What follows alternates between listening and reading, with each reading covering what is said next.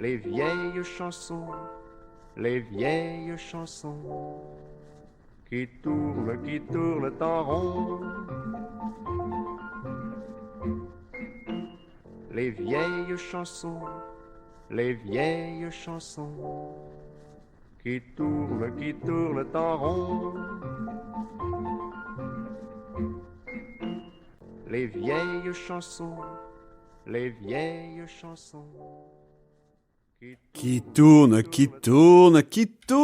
Alors, bonjour, chers auditeurs et auditrices de la plus belle et de la plus grande radio communautaire en Estrie. Et j'ai évidemment nommé CFLX qui sévit sur la bande FM 95.5. J'espère que vous allez bien, que vous avez passé un beau temps des fêtes, que vous êtes reposés malgré tous ces parties où vous avez été réunis en côté de vos proches et amis à vous défoncer la bedaine, avec de la bonne nourriture évidemment, puis pas trop d'alcool quand même. Là. Alors, bien écoutez, vous m'aurez peut-être reconnu, je me présente, Étienne Alexis, directeur général de la Société nationale de l'Estrie et de droit collectif Québec qui produisent, et depuis maintenant, Caroline, bientôt 3 ans, cette émission intitulée « De chansons et de réflexions » uniquement pour vous, ou presque. Alors que, étant donné la mission des organismes que de faire rayonner la culture, l'histoire nationale du Québec, de même que celle de l'Estrie, de défendre les droits collectifs des Québécoises et des Québécois, de même que de contribuer à la vitalité de notre démocratie, eh bien, on produit cette émission, nous permet de réaliser notre mission, finalement, alors que au cours de ce segment quinzomadaire, puisque c'est pas bimensuel, mais c'est bien quinzomadaire, vous le savez bien, ben on traite de sujets d'actualité. Alors imaginez-vous, il fallait bien que ça tombe avec un ami, c'est la première fois qu'un invité me fait faux bon ou presque, c'est-à-dire que le bel Antonin Xavier a oublié l'émission d'aujourd'hui, il est donc en route vers nos studios, ce qui me permet de vous faire une brève introduction. Vous le savez, la dernière émission, en fait, c'était tout juste avant les fêtes. Ce qu'on a fait, c'est qu'on a fait un topo, finalement, des grands moments, des grands événements qui avaient marqué l'année sociopolitique, je dirais, au Québec, en Estrie, au Canada, voire dans le monde. On avait discuté de toutes sortes de choses et la première émission de l'année, une fois n'est pas coutume, mais déjà 2 fois, il y a comme un jamais 203, puis bon, à partir de 3, on peut commencer à parler d'une tradition. Eh bien, cette première émission de l'année, elle est consacrée à des prédictions. Alors, c'est toujours drôle parce qu'à la fin de l'année, on regarde nos prédictions puis on dit « Eh là, c'est pas tellement fort. » Alors, on fait des prédictions du genre, le Canadien va faire les séries, mais ne remportera pas une première ronde de séries éliminatoires. Ou encore d'autres prédictions là, portant sur des choses plus ou moins sérieuses. C'est ce qu'on fera au cours de cette émission en compagnie d'Antonin Xavier Fournier, qui, je le rappelle, est professeur de sciences politiques au Cégep de Sherbrooke, un chroniqueur médiatique très connu, aussi auteur à ses heures, dont le dernier livre porte sur la méthode en sciences humaines. Et oui, il a survécu, il a fini par écrire ce livre sans avoir le goût d'en finir. On est évidemment bien heureux. Mais avant d'accueillir Antonin, là, qui est sur la route, il doit être à quelque part sur le boulevard Portland ou encore sa rue Wellington en train de se chercher un stationnement.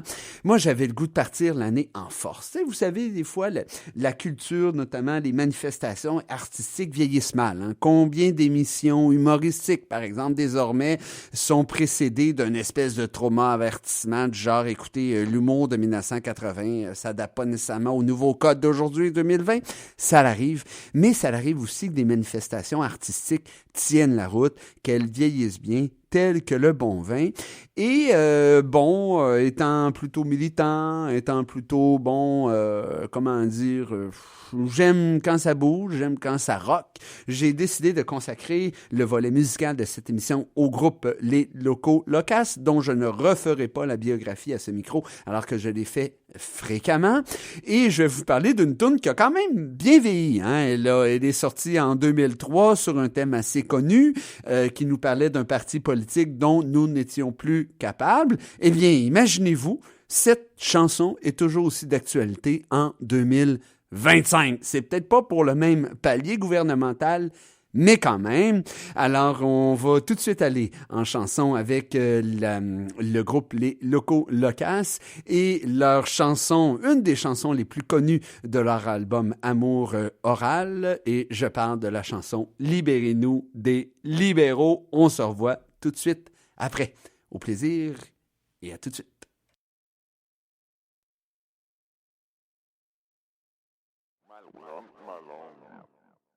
Deux grandes traditions qui malheureusement ont marqué trop d'années de l'histoire de la province de Québec.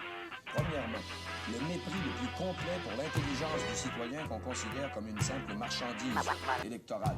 Et deuxièmement, la servilité d'un parti de rois nègres qui sont en fait les valets de chambre de certains gros intérêts, surtout les plus rapaces, qui eux aussi méprisent la population comme une espèce de tribu arriérée qui est faite pour être exploitée à loisir.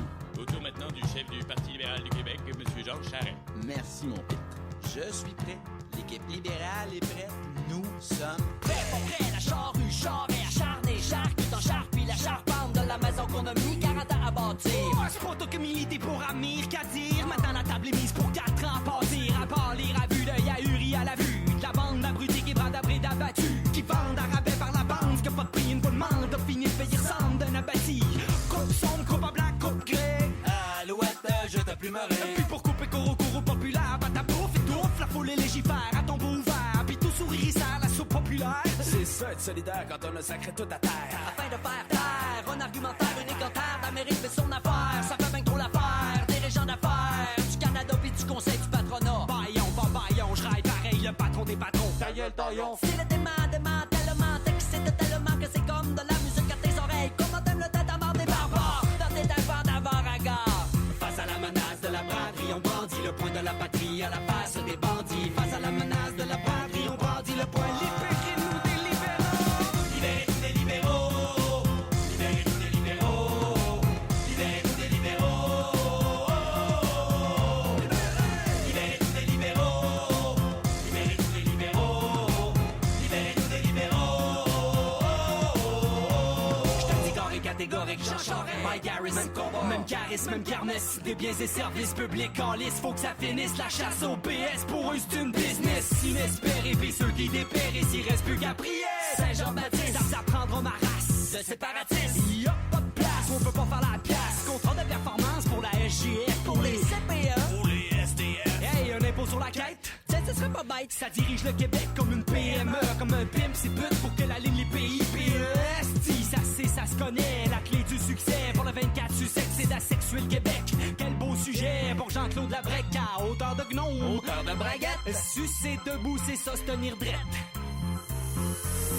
Je suis prêt. On est loin de maître chez nous, maintenant comme jamais, y a un traître chez nous. Ça s'entend quand il parle comme un derrière de boîte de céréales. Si tu penses me faire taire, tu fais ton tâche d'intarisable. Je vais sous ton ciel, musée, je suis ton féal. face à la menace de la braderie, on brandit le poing de la patrie à la face des bandits. Face à la menace de la braderie, on brandit le poing. Libérez-nous des libéraux. Libérez-nous des libéraux. Libérez-nous des libéraux. Libérez-nous des libéraux. Libérez-nous des libéraux. Libérez-nous des libéraux. Libérez-nous des libéraux. Pendant que le kid de Sherbrooke liquide, aux sources qui nous distinguent, au carnaval libéral fédéral, ça bringue dingo. Viva Canada, banana republica. On est d'accord là. Un parti unique, c'est un parti unique, cynique, qui nique tout débat démocratique. La confiance de la rue est rompue, car la cour de l'empereur corrompue accumule les écus. Et enfin, quand il s'en a fait, le monarque débarque, mais passe le pouvoir à son homme de main, comme un bon roi Chrétien, mais selon moi, Martin, tiens du requin, ben plus que du dauphin. L'armateur, arnaqueur, anglo, franco, c'est plus trop, joue sur tous les tableaux. C'est l'homme des chaleurs, mais des salamalek. mais comment croyez-vous qu'ils conçoivent le Québec? Depuis 10 ans, véritable sous-marin, soi-disant nous dans la même matelot, nous démater en parquant le gros paquebot des fédéraux dans nos eaux. C'est sûr, il s'insinue comme la moelle dans nos os. Somme, sous les libéraux. Québec et Ottawa sont les lames de ciseaux. L'une des crises, les racines du lycée, l'autre timide sur sein de nos services. Ça fait que masculer, puis enculer, le calculer, pas compliqué, on va reculer. Devant tant d'uniformes déployés à tous les paliers, croyez qu'on va tous se noyer, broyer dans la marée rouge, à moins qu'on ne bouge. Oh ouais, bouge! Libérez-nous des libéraux.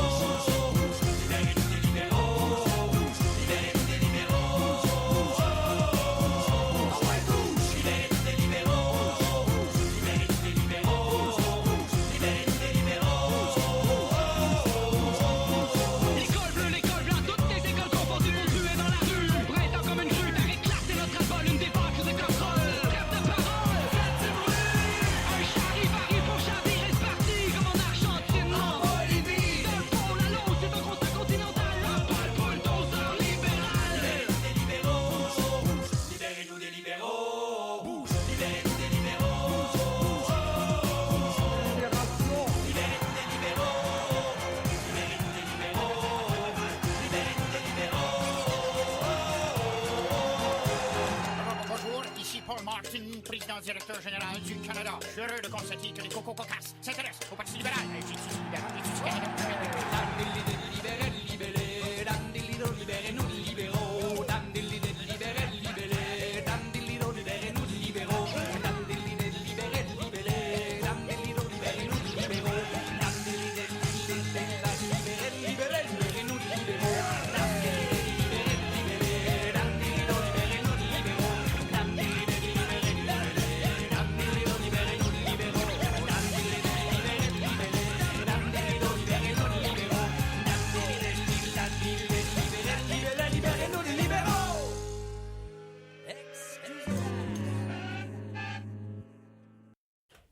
Ouais, excusez la tabarouette que ça fait du bien. Puis en plus, ça a un petit air là, du temps des fêtes avec les rigodons puis machin. Alors, libérez-nous des libéraux, vous aurez compris qu'on parle pas des libéraux québécois, dont on est déjà libérés, ou en tout cas, bref, il en reste plus tant de ce grand parti qui a présidé aux destinées du Québec durant, mon Dieu, au moins 150 ans. Minimum. Je le disais en début d'émission, on a le bonheur de recevoir le politologue et professeur de sciences politiques, chroniqueur médiatique, M. Antonin Fournier au micro, alors qu'on était avec ce charmant analyste politique en fin d'année pour voir un peu ce qui s'était passé. Eh bien, cette année, on va plutôt essayer d'astiquer notre boule de verre pour voir qu'est-ce qui nous attend.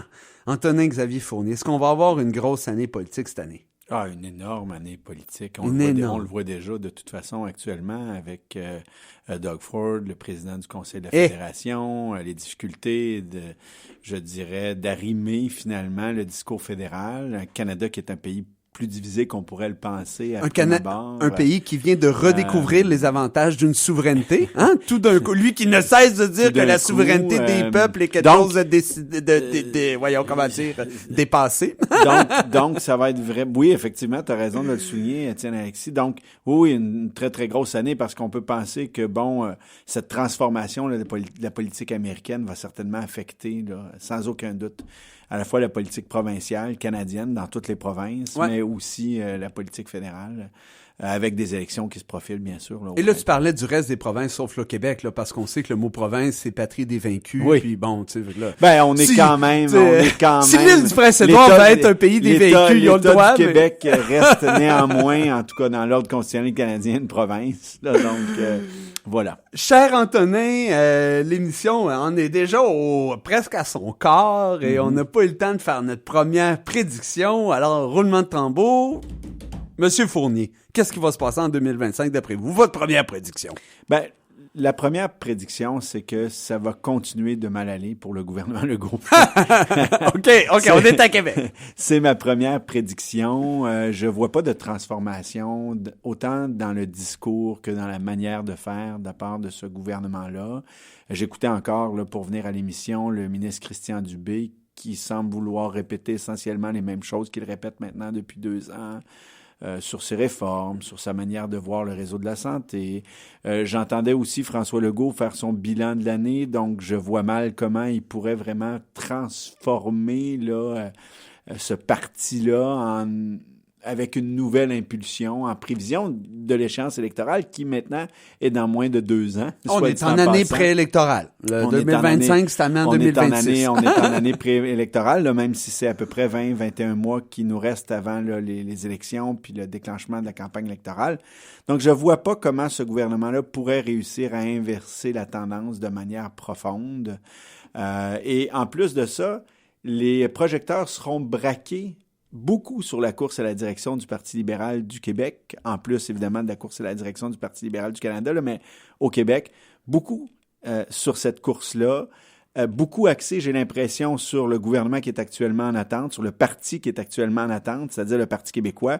J'ai l'impression que les journalistes vont peu à peu délaisser finalement, ce qui est assez rare là, en politique, l'agenda du gouvernement pour se concentrer vers d'autres agendas politiques, c'est-à-dire l'agenda des partis qui éventuellement pourra transformer la vie politique et remporter les élections de 2026. Je trouve ça intéressant comme prédiction. Évidemment, ce qu'on sait, c'est que le gouvernement, s'il ne réussit pas à grimper dans les sondages, c'est toujours pas faute d'avoir essayé. Hein? Il a 1 an et d'importants leviers quand même. Hein? Lorsqu'on est au pouvoir, on a quand même des leviers intéressants pour avoir un impact sur le cours des choses et l'éventuelle appréciation que font les Québécoises et les Québécois de notre action. Moi, je vais y aller en lien avec ça, là, Québec, là, faire une prédiction. D'abord, je prédis que, ce que j'ai l'impression, c'est que la session actuelle va être prorogée au cours de l'année, probablement à l'automne. Ils vont se donner une dernière session pour adopter une couple de projets de loi. Je pense qu'ils vont vouloir reprendre le ballon identitaire des mains du Parti québécois et vont déployer vraiment une stratégie, multiple. Je vois des projets de loi sur la découvrabilité du produit, du contenu artistique québécois numérique. Je vois même éventuellement peut-être des projets de loi sur la convergence culturelle ou encore, évidemment, suite à une abrogation, un discours du trône et l'annonce de l'adoption d'une constitution du Québec en vue que ce soit réglé lors du déclenchement des prochaines élections, là, quelque part comme au mois d'août. Ils vont revenir à leur agenda nationaliste, autrement dit. C'est exactement. Ma prédiction, c'est que la Coalition Avenir Québec n'a pas baissé les bras et le désir gagner une autre élection. Hein, ils vont pas là à l'abattoir juste pour, tu sais. Et évidemment, le plus grand bassin de vote pour la Coalition Avenir Québec est dans ces votes qui ont transféré de chez elle vers le Parti québécois. Et donc, c'est ma petite prédiction. Pour ce qui est du... Et François Legault là-dedans? Ah, je pense qu'il finit pas l'année. Ah bon? Ah oui? C'est intéressant parce que ça, on n'en a pas parlé. Ah non, je pense... C'est drôle, j'ai presque le rôle d'animateur soudainement. Ah oui, non, mais je pense que François Legault ne fera pas un Justin Trudeau ou un Joe Biden de lui-même. Tu sais, je veux dire que là, on a 2 bons exemples. Un aux États-Unis, un au Canada. Et on pourrait même mettre Macron en France. Et on peut même mettre Macron en France sur les conséquences réelles et extrêmement graves que peut avoir le fait pour un leader politique de s'accrocher. Et je pense que François Legault, s'il a à cœur les intérêts de la Coalition Avenir Québec, et je n'en doute pas une minute parce qu'il l'a quand même fondé, hein, c'est son bébé, moi je pense qu'il va vouloir que ce bébé-là, lui, survive. Et la meilleure façon, c'est de partir au cours de l'année pour permettre à son successeur, sa successeur, d'occuper les habits de premier ministre, je vous dirais, au moins une bonne demi-année avant le déclenchement de la prochaine élection. Autrement dit, quelque part comme à la fin de l'année, il quittera course à la direction pour régler la chefferie quelque part comme au printemps 2026 et on a un premier ministre en exercice. Ou une chef, bien entendu. Je vais être en désaccord avec vous sur un point, Antonin Xavier. Moi, je pense que la course à la direction du Parti libéral du Québec va passer, mais complètement inaperçue. Hein? D'abord, on va s'intéresser à ce qui se passe au fédéral. Pourquoi? Parce que je vous fais une autre petite prédiction assez facile. Pierre Poilievre ne sera pas le prochain premier ministre du Canada. Pourquoi? Parce que Justin Trudeau va être remplacé par le futur chef du Parti libéral. Donc, on aura un premier ministre, une première ministre durant quelques semaines à Ottawa. T'sais? Alors, et ça va prendre toute la place. Un peu comme Arthur Meehan en 24. Là, exactement. Quelques jours. Donc, la place du Parti libéral, la course au Parti libéral du Canada va prendre toute la place jusqu'au début mars, parce qu'on parle quand même du futur, de la future premier ministre. Et ensuite de ça, on a une élection fédérale qui va se dérouler avril/mai. Alors, qu'est-ce qui va rester pour comme visibilité médiatique à la course à la direction du Parti libéral du Québec? Ce serait le petit bémol que j'apporterais à votre prédiction, Antonin. Je suis pas sûr qu'ils vont avoir toute la visibilité qu'ils auraient désiré avoir. C'est à voir, justement. On va aller en chanson avec une émission que j'aime énormément, toujours tirée du disque Amour oral des Locaux Locaces. C'est la dernière chanson, je vous le promets, tirée de cet album-là, et ça s'appelle Mal à ma langue. Alors, on se voit tout de suite de l'autre côté de cette chanson. Restez à l'écoute.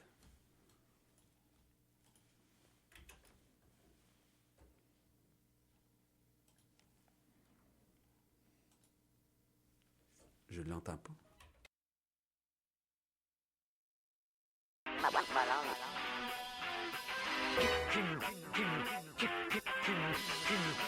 Voilà.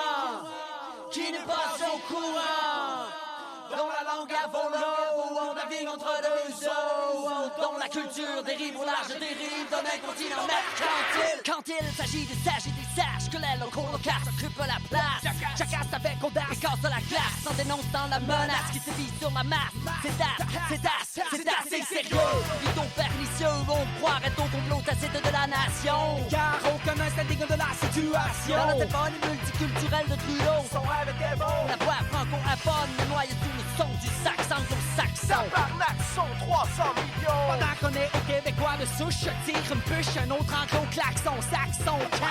Notre syntaxe est en voie d'extinction, miné, contaminé, déterminé par Shakespeare et ses sbires.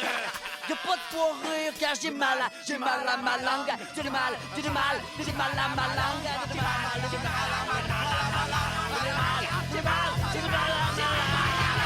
À court de discours, je me dis court toujours. Jour et nuit, aucune dichotomie, c'est la grande noirceur qui sévit. C'est vite dit, précis, concis. Bref, mon pays est loin de la Laconie. Honey! Danny, c'est comme chercher Charlie. Où est ma langue? Où est mon esprit? Où suis-je? Où vais-je?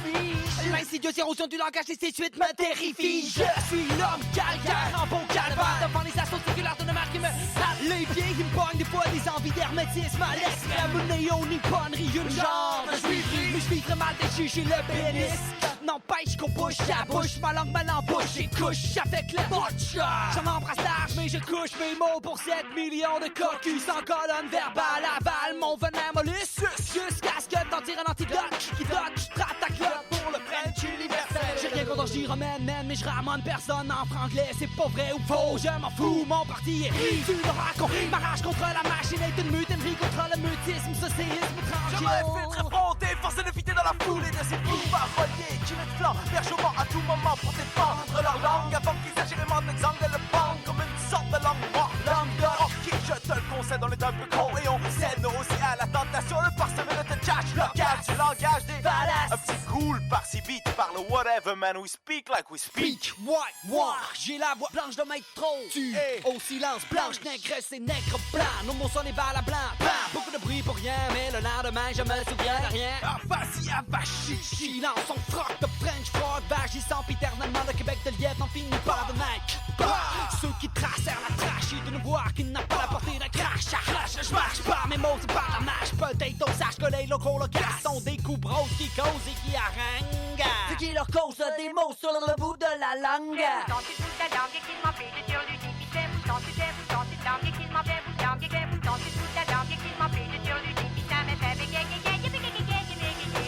Tous nos professeurs, citoyens, animateurs de musique, plus et politiciens. Je nous accuse au tribunal de la conscience d'avoir immolé le français sur l'autel de l'indifférence. Malgré que le combat soit perdu d'avance même en France, nous défendons notre patrie contre l'anglo-asphyxie. Tel que le firent les Phrygiens face à l'Empire romain. Nous avons pris le maquis linguistique et opposons à l'Amérique une résistance lyrique. Notre tactique est unique et consiste dans la verbalistique. Nous faisons flèche de tout mot, nos arts à lettres envoient des cartes au lexico. Macrophone, les locaux détonnent, les proposent entre autres choses de le prose qui ose et qui désankylose. Si texturé soit-il, ton texte doit expliquer le contexte de ton texte. Sans sens ne sont les que sensations. Les sens sont le sens est sans action. Si texturé soit-il, ton texte doit expliquer le contexte de ton texte. Sans sens ne sont les que sensations. Les sens sont le sens est sans action. Mettons que ça coupe assez sec, Madame à langue. Alors, c'était les locaux locaux, c'est une chanson évidemment dédiée au militantisme linguistique, quelque chose que la Société nationale des droits collectifs Québec, disons, à propos desquels s'intéresse.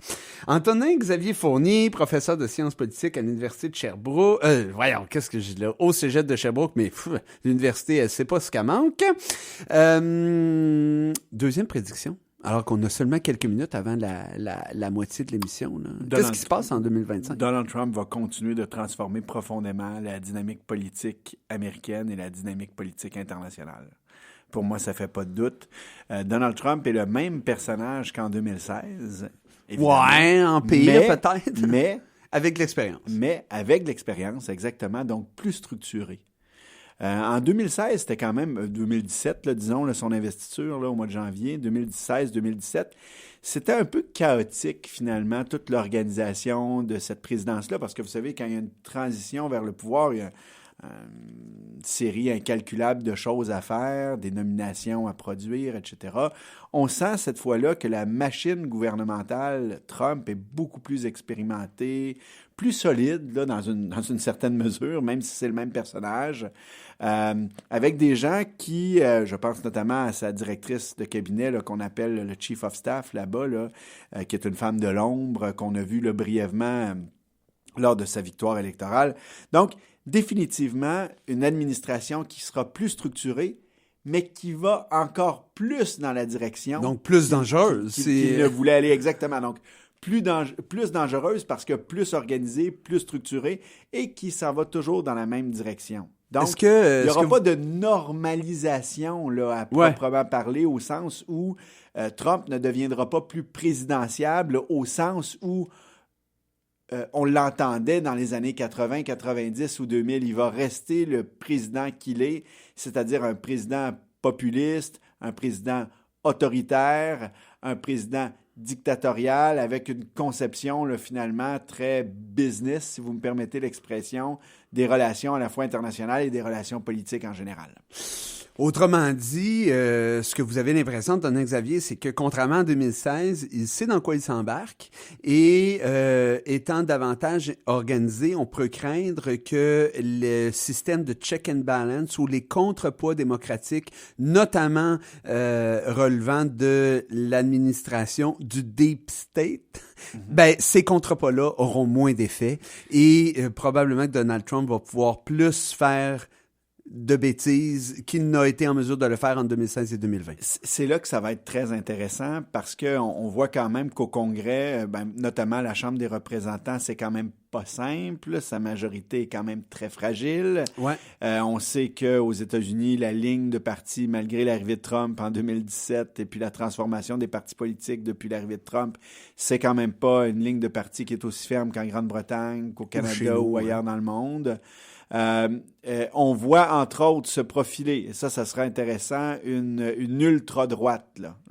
On parle même pas d'extrême droite, une ultra-droite du côté du Parti républicain qui n'est pas tout à fait alignée avec Donald Trump, parce que Donald Trump, il est à droite, mais son côté dictatorial est presque interventionniste à certains égards, là, avec son protectionnisme américain, son impérialisme américain, son projet de société à proprement parler, n'est pas nécessairement un projet qui est si à droite que cela au niveau social. Là. En tout cas, il y a plein de nuances à apporter là-dedans. Là. Ben, on l'a vu sur la question de l'avortement. Sur la question de l'avortement. Il y a ralenti pas mal. Sur la question de la rigueur budgétaire, là, il y a quand même beaucoup d'élus républicains qui s'inquiètent des déficits parce que Trump a évidemment promis de baisser les impôts, d'augmenter la croissance économique.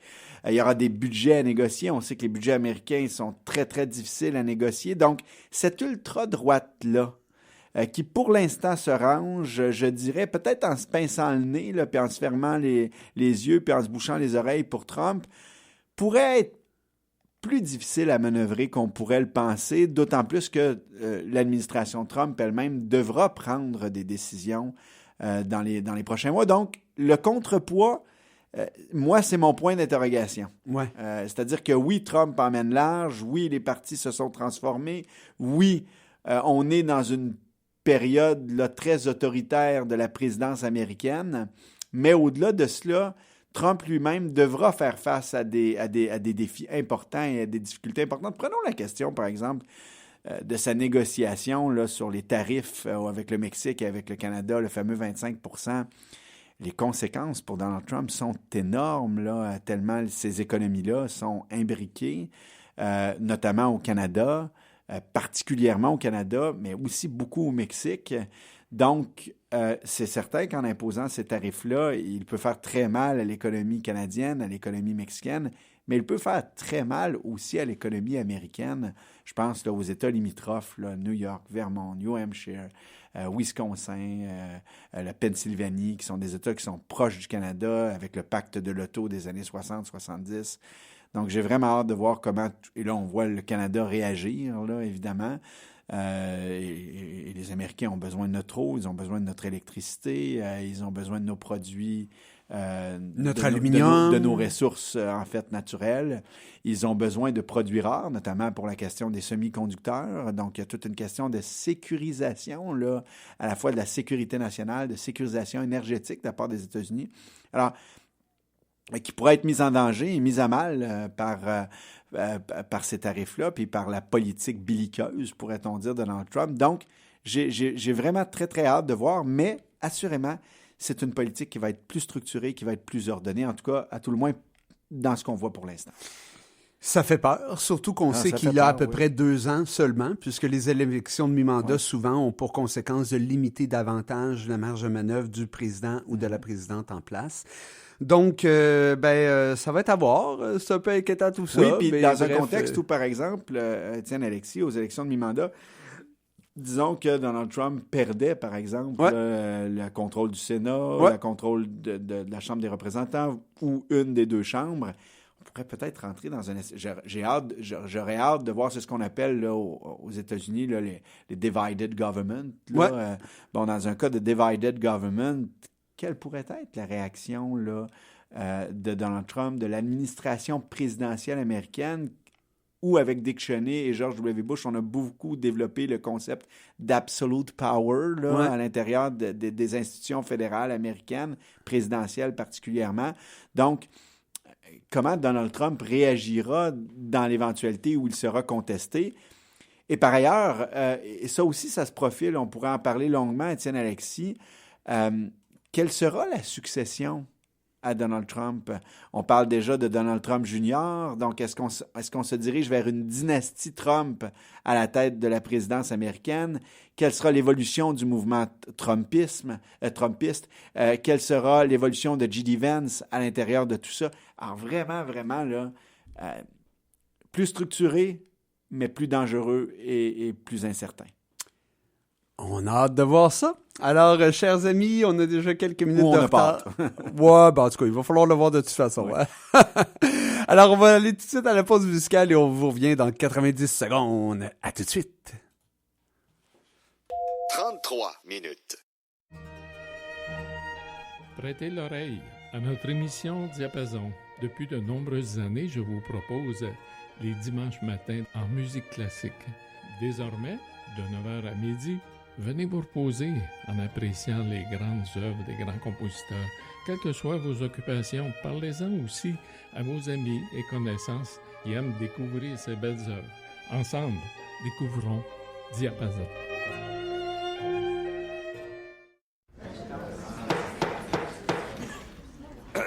Je demanderai à la Cour de se lever pendant le jugement. Je déclare l'accusé coupable. L'accusé non coupable. Renverser un jugement. Vos lettres peuvent faire pression sur les autorités et contribuer à libérer une personne injustement emprisonnée. Écrire, ça libère. Visitez amnesty.ca. Moitié-moitié! Saviez-vous que vous pouvez participer au tirage du moitié-moitié? Et ce, peu importe où vous vous trouvez au Québec. Pour tenter de remporter le gros lot, procurez-vous vos billets au hockeyphoenix.ca et supportez du même coup le fonds d'études du Phoenix de Sherbrooke. Pas pire pantoute, la radio communautaire de l'Estrie, CFLX 95.5. Loco Lacoste, the group you had, that French group. Non, on n'ira pas avec les locaux locasses tout de suite. Ça va venir plus tard. Alors, c'était l'annonceur maison des Canadiens de Montréal qui allait bientôt annoncer la chanson Le But. Mais comme le temps passe vite et que nous voulons absolument passer à travers toutes nos belles prédictions en compagnie du professeur de sciences politiques au Cégep de Sherbrooke et chroniqueur média, M. Antonin-Xavier Fournier, on va en faire une troisième. Hein? Fait que là, on a prédit Minute le Canada. C'était quoi dans la... attends. Ah oui, ça allait continuer d'aller mal pour François Legault. Mm-hmm. Ensuite, Donald Trump allait continuer de transformer la politique étrangère et la politique intérieure des États-Unis. Oui. Troisième prédiction, M. Fournier. On aura droit à une course absolument palpitante pour la mairie de Sherbrooke. Oh! Oh oui! Hey, oui. D'ailleurs, on a des informations qu'on dira pas là parce qu'on se couperait, mais pour moi, il n'y aura pas seulement 2 candidates ou 3. Non, là, c'est annoncé dans la tribune. Il y a Vincent Boutin, c'est annoncé aujourd'hui. Aujourd'hui même? Oui, aujourd'hui, la tribune a annoncé que Vincent Boutin, supposément que ça devrait être annoncé le 22, nous apprend-on là, dans les pages de la tribune. Quelque part comme au Chevreuil à 17h. Je ne sais pas. Là. Alors, Vincent Boutin, oui, confirmerait sa présence comme candidat à la mairie. Il y a M. Brien aussi qui aurait confirmé sa présence. Oui, comme chef de Vision Action Sherbrooke. On a Raïs Kibonge. De Sherbrooke Citoyen. De Sherbrooke Citoyen. Et on a évidemment Marie-Claude Bibeau, auquel pourrait se rajouter Mme Berthold. Et on ne faisait pas état d'Annie Godbout dans les pages de la tribune, donc peut-être qu'elle est en réflexion. En tout cas, moi, j'en ai entendu parler. Hein? Puis il semble-t-il que c'était assez avancé maintenant quand mais c'est pas, en tout cas, quand on en parlait aujourd'hui dans les pages de la tribune, elle était pas là. Mais là, donc, ça fait 2 chefs de parti puis 2 candidats indépendantes. Exactement. Donc, on parle d'un minimum de 4 candidats, donc probablement 5, voire 6 candidats. Et donc, là, ça va être palpitant. Puis, il faut le dire, Étienne Alexis, des belles candidatures. Marie-Claude Bibeau, c'est une belle candidature quand même. Je veux dire, c'est quelqu'un qui a très bien mené les dossiers régionaux dans son bureau de comté. Ça a été une ministre depuis 2015. C'est une femme, qu'on sait, structurée, organisée, articulée, qui travaille fort. Donc, c'est une bonne nouvelle pour Sherbrooke. Elle t'a même gardé quand t'es plus jeune. Hein? Oui, c'est ça l'anecdote. On ne dira pas trop fort. Ensuite, on a, je la salue d'ailleurs, ensuite, on a M. Brien, qui est directeur général des coopératives de l'habitation d'Estrie, qui est une personne que je ne connais pas, mais que j'ai eu la chance d'entendre et de voir et qui me semble être une personne de grande qualité. D'envergure, un homme, un progressiste, pragmatique. Oui, exact. Alors peut-être la gauche efficace. Peut-être un blairiste, finalement. Ensuite, on a, Raïs Kibonge, qui est une personnalité très aimée du conseil municipal, en plus qui représente les communautés culturelles. Je ne sais pas, dans le cas de Raïs, si c'est issu d'immigration directement. Est-ce que c'est deuxième ou première génération? Mais je pense qu'il est né à l'extérieur lui-même. Donc, ça, c'est très, très intéressant. Quelqu'un qui s'est intégré de manière exceptionnelle. Il faut le dire. Donc, vraiment très intéressant comme autre candidature. Vincent Boutin qui a longtemps été conseiller municipal du district 4 saisons à l'époque, qui avait fait sa marque, qui était même au conseil, qui a même été au comité exécutif pendant quelques années. Qui avait réussi à survivre.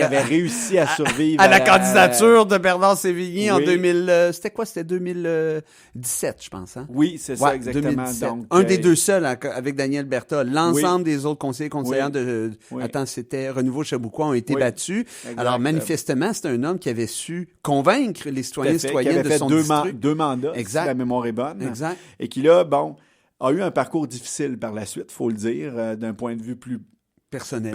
Là, il l'a avoué, tout ça, c'est public. Mais qui est quand même un candidat d'une grande qualité, qui connaît bien l'appareil municipal, qui est quelqu'un qui fait quand même relativement l'unanimité, auquel pourrait se rajouter... du moins... avec qui tout le monde peut parler. Ce qui n'est pas le cas nécessairement. Là. Un peu comme Raïs Kibonge aussi, à la limite. Là, ça se ressemble aussi. Donc, vraiment 4 belles candidatures, je dirais, là, déjà, et auxquelles pourraient se rajouter d'autres candidatures. Mme Godbout a beaucoup d'expérience au conseil municipal depuis longtemps. Mme Berthold même aussi. Chose.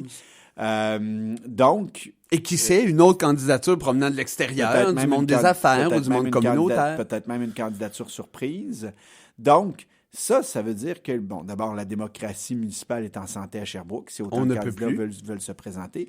Et ça veut dire, souhaitons-le, qu'on aura un maire ou une mairesse qui nous présentera une vision de société qui est intéressante. Ça, je pense que ça avait été fait avec Mme Baudin, entre autres, mais qui sera capable cette fois peut-être de rassembler et de travailler davantage en équipe. Donc, ça va être palpitant, la politique municipale à suivre dans la prochaine année. Vous savez quoi, Étienne Alexis? C'est assez rare, ça, que la politique municipale est intéressante à suivre.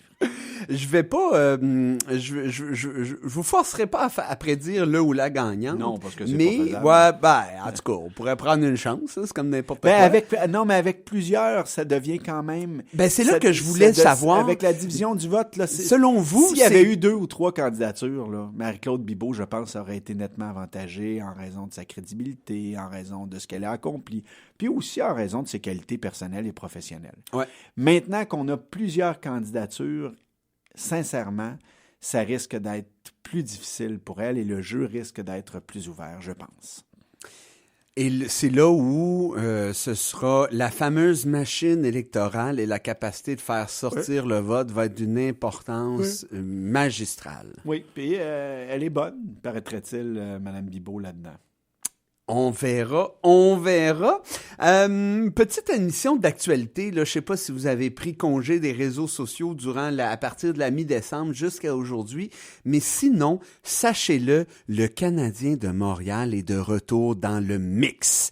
Et c'est quoi le mix? C'est la possibilité de faire les séries. On parle pas de garantir les séries, mais la possibilité c'est-à-dire la possibilité de jouer des matchs importants au mois de mars, c'est-à-dire que si tu gagnes... C'est une belle équipe à voir jouer. C'est une très belle équipe à voir jouer. Et pour démontrer toute l'importance qu'a cette équipe dans la psyché, la culture québécoise, allons tout de suite en chanson avec la chanson « Le but » des Locaux Locass.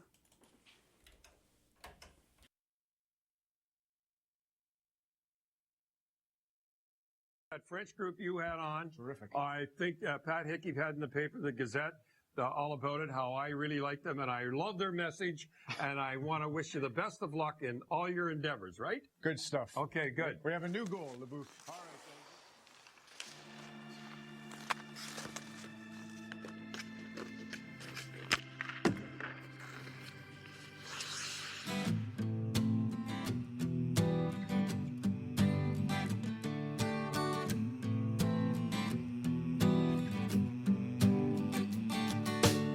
C'est au Québec, il fait pas froid, il fait frais, c'est de même parce que c'est de même, pis c'est bien correct, on a de la place en masse, pis nous face à face, on les fait sur la glace, alors on lasse nos pattes pis nos casses, et comme Maurice, on glisse dans l'arène avec la reine de la défaite et le feu dans les yeux, en fait, quand on veut, on peut gagner. En des temps si lointains que les Franco savent les Canadiens, à une époque où l'époque était faite de crottins, on a réuni des hommes dont le destin commun est comme un film sans fin. En technicolore et tricolore, bleu comme le Saint-Laurent, blanc comme l'hiver, rouge comme le sang qui nous coule à travers. Le corps de l'équipe, c'est le cœur de la nation, et chaque année faut clore avec une célébration. Ils diront jamais tel quel aux nouvelles, mais le tissu social de Montréal, c'est de la sainte flanelle. Quand il est question de hockey, nous on fait pas dans la dentelle, ok? C'est plus qu'un sport. C'est une métaphore de notre sort. C'est ça qui nous ressemble, c'est ça qui nous rassemble. Anglo, franco, peu importe la couleur de peau. Si tu détestes Toronto, le sang qui bouge dans tes airs paraît aussi rouge. Mon frère, que les chandails de nos vainqueurs qui luttent avec honneur. Les Canadiens pour une fois rallient tous les Québécois. Vainqueurs pour le pire et le meilleur. Les Canadiens de Montréal, notre équipe nationale. Un plan de match qu'on respecte à la lettre. Un gardien alerte, des bonnes mises en échec. Des passes drettes sur la palette, puis des lancers précis et secs. C'est comme ça qu'on va gagner nos épaulettes. Mais quand ça va mal, quand on cale ou on débile, que je vois pas un sale quitter le pont du navire. C'est pas un matin qu'on accroche nos patins. Franchement, ça franchit sans flancher. Allez-y les habitants, quand vous la mettez dedans, y'a un petit peu de nous autres là-dedans. On est debout avec vous, on ira jusqu'au bout durant la saison. C'est toute la nation qui vibre au même diapason. Comme quand les gens criaient Guy, c'était en dépit du combat constant de la vie. Ça leur donne des forces, ils pouvaient bomber le dos. Voilà la mort d'un ralliement réussi. On peut gagner, on peut plus que participer. Nous on peut gagner, à soir on fonce sur la patinoire. Faut gagner, si on se défonce pour la victoire. On va gagner, on va gagner. Enfin on fait les séries, filer les folie. Là, c'est Beston, Eric Fifi, Boston, Philadelphie. Avec les fantômes du forum, on n'a pas peur de personne. Chaque homme donne le maximum pour que cette année soit la bonne. Au printemps, la fièvre est universelle. Puis il y a juste une place où la classe, il faut pas qu'elle dégèle. Ici, le sang, c'est de la sève qui monte jusqu'à nos lèvres. Le cri s'échante dans le chant, le ralliement qui s'élève. Nos chevaliers sont en cavale pour ramener le Graal. À Montréal, le tournoi est un chemin de croix. Parsemé des bois, mais la coupe on y croit comme autrefois. On en a foi, puis si c'est pas cette année, mais comme dirait René, à la prochaine fois. On va gagner, on peut plus que participer, nous on peut gagner. À soir on fonce sur la patinoire pour gagner. Si on se défonce pour la victoire, on va gagner, on va gagner.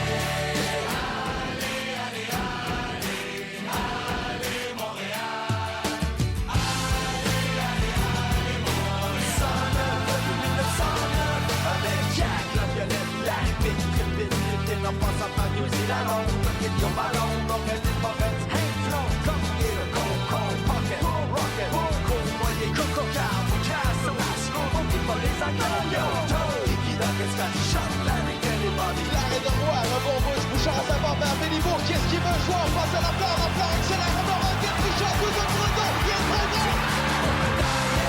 On a gagné, allez, Montréal, on peut gagner, on peut gagner.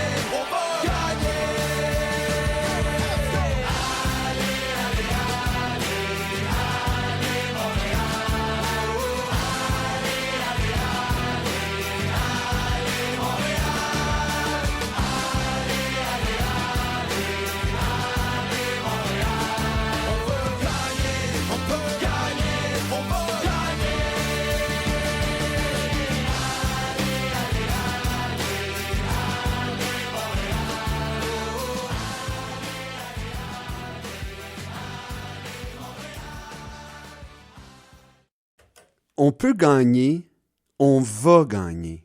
Hein? Et le sort des Canadiens, c'est comme l'espèce de reflet du sort du Québec. Eh bien, si c'est le cas, c'est une maudite bonne nouvelle. Pourquoi? Parce que les Canadiens vont bien.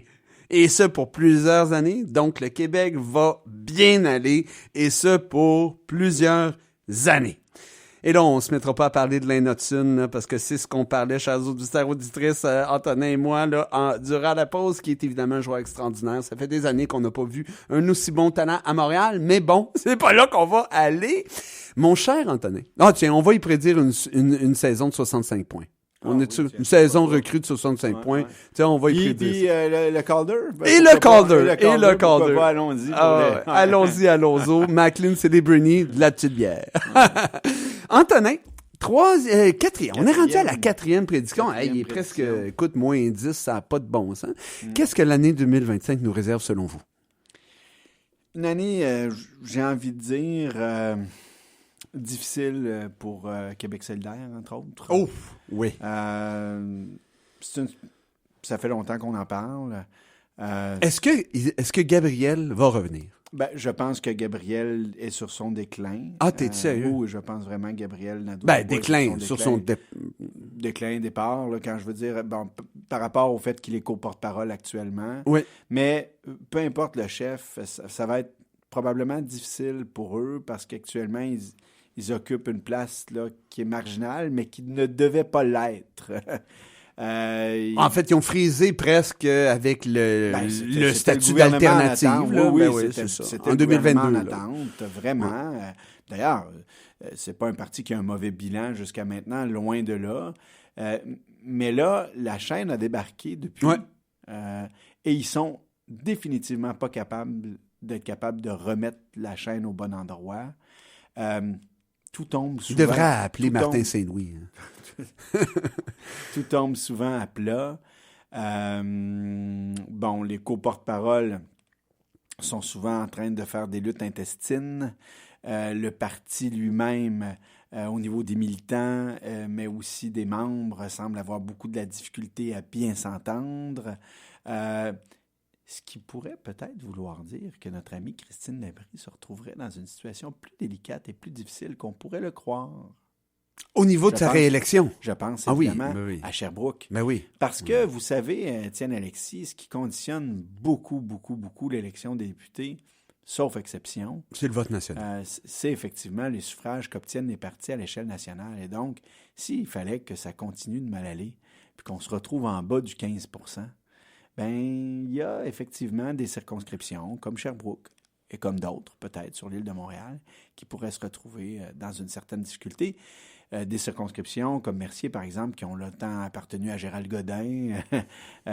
Mercier, je suis moins sûr, mais Hochelaga, Maisonneuve, là, par exemple. Là, je nomme Mercier, mais ces circonscriptions-là, entre autres. D'ailleurs, je me rappelle jamais du nom de la libérale qui avait remporté Mercier dans les C'est années Nathalie 80. Rochefort. Oui, qui avait les cheveux rouges. Vous les vous cheveux rappelez rouges. de ça, là, qu'il avait, je pense, occupé pour quelques semaines ou quelques mois. Non, c'était quelques mois, ouais. C'était une partielle en 2002. Ça me rappelle des beaux souvenirs.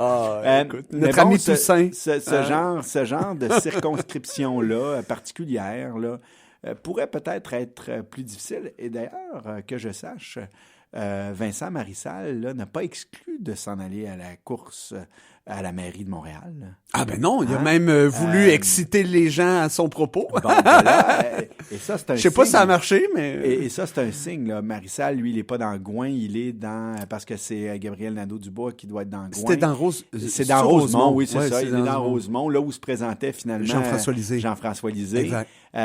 Donc, toutes ces circonscriptions-là, Mercier, Gouin...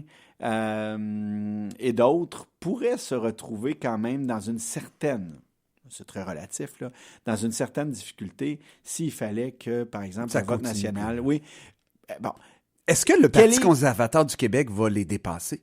Bon, c'est ça. Tu sais, je veux dire, parce qu'on ne sait pas, là. Qu'est-ce qui pourrait se passer à ce niveau-là? Qu'est-ce qui se passe au niveau avec du vote Éric, contestataire? Parce que c'est ça aussi beaucoup, là, les élections en 2025. Maintenant, il y a un bloc contestataire qui est plus difficile à prévoir qu'il ne l'était. Pour ne pas dire bloc sanitaire, là, tu sais. Ben, ex-bloc oui, sanitaire, qui est vraiment un bloc de contestation, puis qui peut aller dans toutes les directions. On en avait déjà parlé. Il y a des études socio-démographiques qui ont été faites en France qui démontrent, par exemple, qu'il y a un transfert de vote direct entre le Rassemblement national, ex-Front national, anciennement dirigé par feu Jean-Marie Le Pen, et le Menhir. Oui, et le Menhir, merci de me le rappeler, et le LFI. Le LFI et le nouveau, qu'on pourrait appeler le nouveau Front populaire maintenant, là, mais oui, le LFI, c'est-à-dire la France insoumise. Un transfert direct. Ouais. Entre les deux extrêmes. Et on était arrivé un peu à la même conclusion ici, sans avoir les études socio-démographiques françaises, d'un transfert potentiel de vote entre ceux que j'appelle toujours là, les hippies de Friedrichsburg, contestataires des mesures sanitaires, qui ont voté parfois pour Éric Duhaime, mais qui peuvent aussi voter pour Québec solidaire. Donc, voyez-vous, c'est très surprenant. Ouais. Et donc, la question qu'il faut se poser, c'est est-ce que Québec solidaire est rendu finalement limité à ce vieux groupe contestataire qui forme sa base électorale, je dirais, d'origine? On parle d'un 10-12%. Qu'il avait élargi, oui, c'est ça exactement. 8 à 12. Là, 8-12, ouais. Et qu'il avait élargi au centre-gauche, là, socialiste ou proche des idées socialistes. Plein de progressistes déçus par le Parti québécois. Oui, beaucoup de progressistes. Donc, des sociodémocrates. Ces gens-là, là, parce que, bon, Québec solidaire est monté à 18, 22, 24, peut-être dans les sondages. 18. Avant 2022. Ça, c'est son plus fort résultat électoral. Ensuite, là, peut-être autour de 22% le maximum dans les sondages. Donc là, il était allé chercher peut-être une dizaine de pourcentages de plus, ce qui est énorme. Là, ce qui est quand même un bond en avant considérable. Ouais. Donc, est-ce que Québec solidaire est capable de retrouver ce momentum-là ou si finalement il se retrouve dans le bloc contestataire qu'occupe, par exemple, Éric Duhaime et le Parti conservateur? Par ailleurs, est-ce que le Parti conservateur, lui, pourrait faire aussi une poussée? Ça, c'est une autre question qui est par ailleurs très intéressante parce qu'Éric Duhaime n'est pas dénudé de ressources non plus et d'habileté non plus. Donc ça aussi, c'est intéressant parce que le mouvement populiste va finir par nous toucher aussi. Il pourrait toucher le Québec de manière considérable sur les élections, parce que ça, c'est une autre prédiction auquel on n'a pas touché, là, parce que j'ai pas vu là, les derniers sondages pour les élections fédérales au Québec. Ça fait un petit bout que je les ai pas vus, peut-être 3 semaines, 4 semaines, 5 semaines. Mais on peut penser là, que le Bloc pourrait aller... On parle de peut-être qu'ils réussissent le coup de 93, pas en pourcentage de vote, mais en députation, puis peut-être d'aller chercher l'opposition officielle à Ottawa, là. Donc ça veut dire qu'on est en haut de 35, on est plus en 35 autour et 40. de 45. Oui, non, pourcentage, toi. Non, ben, oui. On est monté à presque 50% là, au maximum du Bloc en termes de suffrage, là, à 49. Je pense pas que le Bloc peut monter à 49 pour les prochaines élections fédérales, mais est-ce qu'il pourrait se situer dans la fourchette du 38 à 42%? Oui. Ça aussi, ça serait très, très intéressant. Ça aussi, ça va être très intéressant de voir, là. Puis, est-ce qu'Yves-François Blanchet peut connaître une troisième campagne électorale, une troisième bonne campagne électorale? Ça, c'est... Jamais 203 en politique, c'est rare. Là. Ouais. C'est vraiment très rare. D'autant plus qu'après une première excellente campagne, où il s'était... dans le fond, où les Québécoises et les Québécois l'avaient découvert ou redécouvert. Enfin bref. La deuxième, ne nous le cachons pas, là, avait été plus difficile. Avant la fameuse question loadée, comme disait notre premier ministre, là, au débat en anglais, la campagne du Bloc allait nulle part. Oui. Puis à partir du moment où cette question-là a été posée au chef du Bloc, il y a eu un ralliement. Un ralliement puis un réalignement. Un ralliement derrière le drapeau, puis les gens ont défendu le Québec, donc le Bloc, entre guillemets, tu sais. Mais sans cette question-là... Mais, ceci dit, François Blanchet ne faisait pas une mauvaise campagne lui-même individuellement, j'entends. Là. Alors que là, il ne sera pas obligé de connaître une très bonne campagne électorale parce qu'essentiellement, ça va être un vote de contestation envers le gouvernement. C'est ça. Et un vote de contestation qui, ici, va se tourner non pas vers le Parti conservateur, qui, de toute façon, n'a plus besoin du Québec pour gouverner, mais plutôt vers les bloquistes. Donc, ça sera intéressant. J'ai vraiment hâte de voir que, aussi, tu sais, bon, évidemment, que le Bloc québécois forme l'opposition officielle à Ottawa, c'est toujours un clin d'œil à l'histoire intéressant, mais qu'est-ce qu'il en ferait de ça? Tu sais, à un moment donné, l'opposition parce officielle... que la dernière fois, il n'en a pas fait grand-chose. Bon, non, hein? Fait que, OK. Mais bon, on dit qu'il n'en a pas fait grand-chose, attention, là. C'est-à-dire qu'il était en attente du référendum de 95 lorsqu'il a formé l'opposition officielle à Ottawa. Ouais. Donc, il faut être prudent quand même. Puis ensuite, faut pas être trop sévère. Oui, puis ensuite, Bouchard a transféré à Québec suite à la démission de Jacques Parizeau, parce qu'il y en a qui ont du courage en politique en passant. Ouais. De Gaulle, Parizeau, eux, ils sont capables d'assumer que quand ils perdent un scrutin, ils démissionnent tout simplement parce qu'ils n'ont pas nécessairement envie de faire de la politique pour faire de la politique. Hein. Exact. On le voit depuis Macron, entre autres, et d'autres maintenant. Trudeau, évidemment, en est un autre exemple extraordinaire. Les politiciens refusent de démissionner. Tu sais, on pourra parler de Macron. Là. Comment ça se fait qu'après la perte des élections européennes et législatives, il n'a pas décidé de démissionner? C'est épouvantable. Mais non, mais de toute façon, c'est quel plaisir ce gars-là doit avoir à assumer la présidence à l'heure actuelle? Il a beaucoup de plaisir, moi, je pense. Ah ouais? Ah oui, il a beaucoup de plaisir. Je vais vous expliquer pourquoi. Parce qu'il aime avoir son palais pour lui. Chers auditeurs et auditrices, vous étiez à l'écoute de la première chanson de l'année. La première chanson que j'ai là. La première émission de l'année de chansons et de réflexion. On est en compagnie d'Antonin-Xavier Fournier, professeur de sciences politiques au Cégep de Sherbrooke pour astiquer notre boule de cristal. Alors, j'espère que vous avez apprécié. On se revoit dans 2 semaines pour une autre émission. D'ici là, prenez soin de vous. C'est toujours très... c'est important de prendre soin de vous. On a besoin de vous. On a besoin de vos oreilles. À bientôt et au plaisir.